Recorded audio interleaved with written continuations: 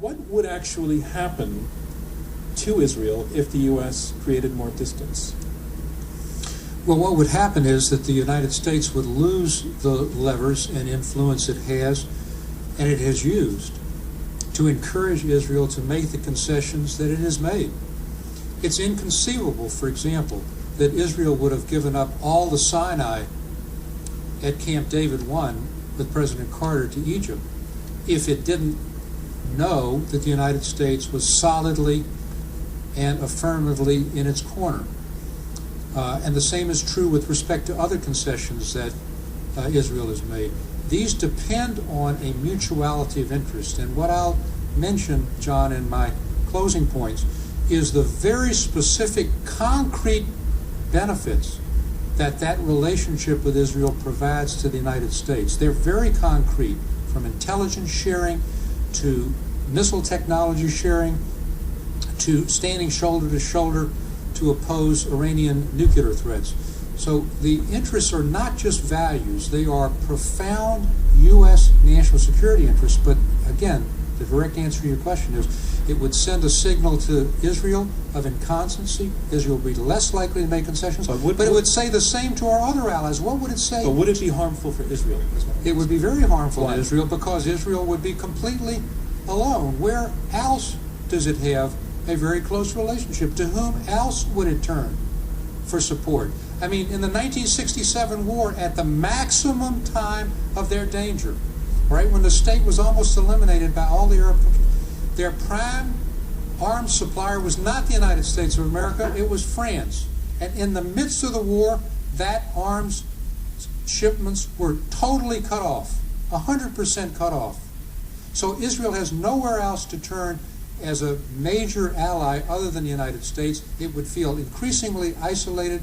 It would be much more intractable in terms of the peace process, and I think it would be a terrible thing both for Israel and for the United States. To the other side, is it an act of betrayal to put this? No, it's not an act of betrayal. With respect to, nobody is arguing for a divorce here. Nobody is arguing that Israel should cease being an ally of the United States. We are simply arguing that when President Obama says that he wants settlements to stop, and settlements continue, and Prime Minister Netanyahu declares that some settlements are Israel's for all eternity, that there should be consequences. And I believe that if the United States were firmer, if it made it clear to Israel that there are indeed consequences, then Israel would measure its actions much more carefully, and there would be more chance of getting a resumption of Israeli-Palestinian talks, which are currently paralyzed.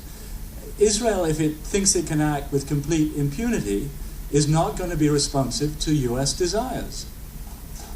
Itamar Rabinovich, former U.S. ambassador. Let me just quickly intervene. Stuart, let me go to Itamar. He's looking to speak. Briefly, I'd like to say, of course, it would not be good for Israel if the U.S. walked away from the special relationship. There would be both a substantive and a perception issue of weakening Israel. Israel would go to the right, maybe to the radical right. But my point is, what is going to happen to the United States? Now, let me read one sentence from the most unlikely source. If you go to this week's New Yorker, Seymour Hersh, discussion with Bashar al-Assad, the president of Syria, says, now, the problem is that the United States is weaker, and the whole influential world is weak as well. You always need power to do politics. Now, nobody is doing politics. What you need is a strong United States with good politics, not weaker United States. For a United States that walks away from Israel sends the signal of weakness, inconstancy. It's not going to be good for U.S. policy. Rashid Khalidi. I think this is like telling us when you're in a deep hole, the thing to do is dig deeper. I mean, we have enabled the worst instincts of Israeli politics. We have enabled and supported and financed the worst policies in terms of, leave aside American interests. We're all Americans. That should be the only thing that matters to us. Israeli interests. Why is occupation and settlement in the Israeli interest? Ambassador Rabinovich is an opponent of these things. Most right-thinking Israelis that most of us know are. But Israeli politics is moving in exactly the opposite direction. What we are doing is enabling these tendencies. And let me say one other thing about constancy. When we are doing something that everybody in the world thinks is dumb, the idea of staying the course does not make us look constant. It makes us look dumb. And our allies, we were asked rhetorically by one of my opponents, if the United States moved away from the special relationship, what would happen with some of our allies? They would applaud. They see the United States as systematically weakening itself by this perverse special relationship. What about that very point, that our allies would actually applaud a readjustment to the Well, two things. First of all, when Roger says he's not calling for a divorce, okay, sometimes it's difficult for spouses and countries to tell the difference between a separation and a divorce. The implications can be the same. And second, I was ambassador to the European Union.